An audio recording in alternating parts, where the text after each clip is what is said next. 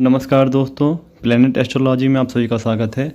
आज के इस वीडियो में हम जानेंगे मेष लग्न की कुंडली में सूर्यदेव का 12वें भाव में कैसा फल मिलता है। जैसा कि आप सभी जानते हैं कि सूर्यदेव मेष लग्न की कुंडली में पंचम स्थान के स्वामी होते हैं। पंचम स्थान त्रिकोण का भाव है। त्रिकोण का स्वामी होने के नाते सूर्यदेव यहाँ अति विशिष्ट फलदायी होते हैं। पंचम स्थान से जातक के शिक्षा का, संतान का, प्रेम का विचार किया जाता है।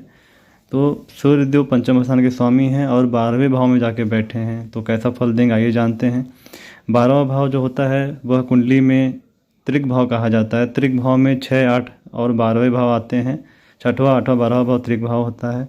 12वें भाव से खर्च का, व्यय का, मोक्ष का विचार किया जाता है, विदेश यात्राओं का विचार किया जाता है।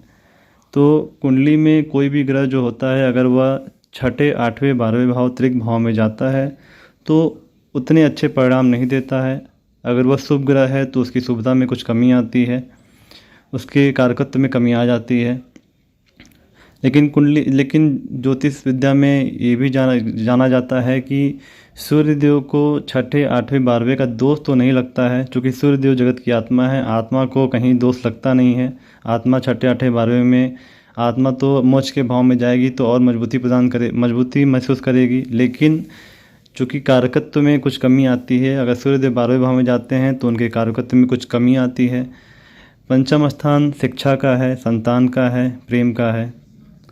तो यहाँ पे संतान भाव के स्वामी हैं सूर्यदेव। सूर्यदेव के 12वें भाव में जाने से जातक को शुरुआती शिक्षा में कुछ व्यवधान महसूस होती है। जातक के अंदर आत्मविश्वास की कमी होती है। चूँकि सूर्यदेव आत्मविश्वास के कारक हैं तो आत्मविश्वास में कुछ कमी आती है। जातक का जो मन होता है, जो आत्मा होती है जातक की, वो आध्यात्म की तरफ, मतलब गूढ़ रहस्यों की तरफ उसका रुझान ज़्यादा रहता है। जातक के अंदर आध्यात्मिक विद्या प्राप्त करने का ज़्यादा रुझान रहता है। जातक मोक्ष प्राप्ति की तरफ बढ़ता है। उसकी आत्मा मोक्ष प्राप्ति के लिए कोशिश करती है। उसका मन आध्यात्म की तरफ लगता है। जातक की जो संतान होती है, जातक को संतान के द्वारा कष्ट प्राप्ति होती है। सूर्यदेव के 12वें भाव में जाने से जातक की संतान को भी कुछ कष्ट बने रहते हैं। सूर्यदेव यहाँ पे शुरुआती शिक्षा में व्यवधान लाते हैं। सूर्य सरकारी नौकरी के कारक हैं, तो 12वें भाव में जाने से जातक को सरकारी नौकरी में भी परेशानियाँ आती हैं। जातक की अगर सरकारी नौकरी है, अगर वो किसी से लड़ाई झगड़ा करता है तो जातक की जो सरकारी नौकरी में पदोन्नति होती है, जो भी उसमें उनको फ़ायदे होने रहते हैं वो नहीं मिलते हैं। जो कि सूर्य यहाँ 12वें भाव में बैठे हैं तो सरकारी क्षेत्रों में कुछ परेशानियाँ उत्पन्न करते हैं। 12वें भाव से कोर्ट कचहरी का विचार भी किया जाता है, व्यय का विचार करता है। तो जातक का जो खर्च होता है वो कोर्ट कचहरियों के पे ज़्यादा होता है।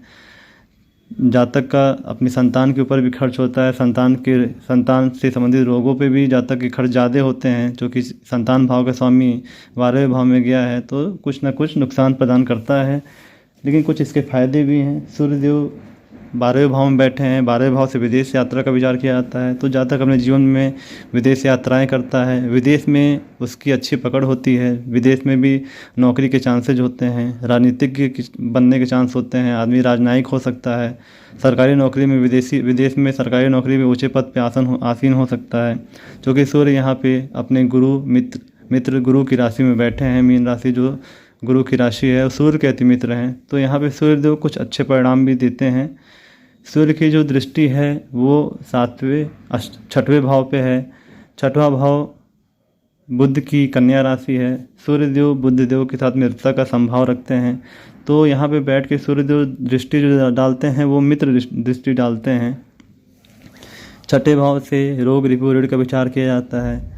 सूर्यदेव की जो दृष्टि है वो 6ठे भाव पे है, तो जातक को रोग से, रिपु से, ऋण से बचाने की कोशिश करते हैं। लेकिन चूँकि पंचम स्थान का स्वामी व्यय भाव में बैठा है और रोग रिपु ऋण पे इसकी दृष्टि भी है, तो जातक के कुछ खर्च उसके रोग पे, उसके शत्रुओं के साथ कोर्ट कचहरी के मामले में, मतलब इन सब चीज़ों में भी लगते हैं।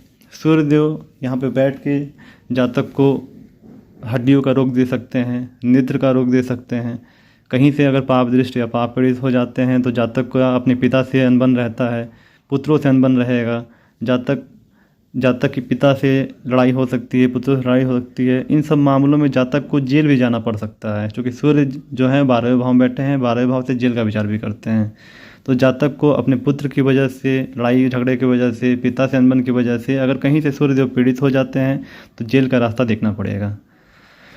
सूर्यदेव यहाँ पे बैठे हैं 12वें भाव में, उनको मजबूत करने के लिए हम माणिक्य तो धारण नहीं कर सकते हैं, लेकिन उनको मजबूत करने के लिए सूर्यदेव को जल अर्पित करें, सूर्यदेव के लिए आदित्य हृदय स्त्रोत का पाठ करें। यहाँ पे बैठ के सूर्यदेव अच्छा परिणाम देंगे, लेकिन ये भी देखना पड़ेगा कि कहीं से सूर्यदेव पाप पीड़ित तो नहीं हो रहे हैं। सूर्यदेव की स्थिति कैसी है, कितने अंशों पे हैं। सूर्यदेव अगर 12 से 18 अंशों के बीच में हैं और कारक हैं कुंडली में, तो वो कहीं ना कहीं जातक को अच्छे ही परिणाम देंगे, लेकिन चूँकि 12वें भाव में जाके बैठे हैं तो कुछ दुष्परिणाम उसको देखने को मिलेंगे। दोस्तों, मेष लग्न की कुंडली में मैंने 12वें भाव में हर सूर्यदेव के प्रभाव को बताया है। अगला वीडियो जो आएगा मैं चंद्रदेव के ऊपर बनाऊंगा कि मेष लग्न कुंडली में 12वें भाव में चंद्रदेव कैसा प्रभाव देते हैं। तो अगर मेरा वीडियो आपको पसंद आ रहा है तो उसको लाइक शेयर सब्सक्राइब करें और चैनल को अधिक से अधिक शेयर करें। Thank you.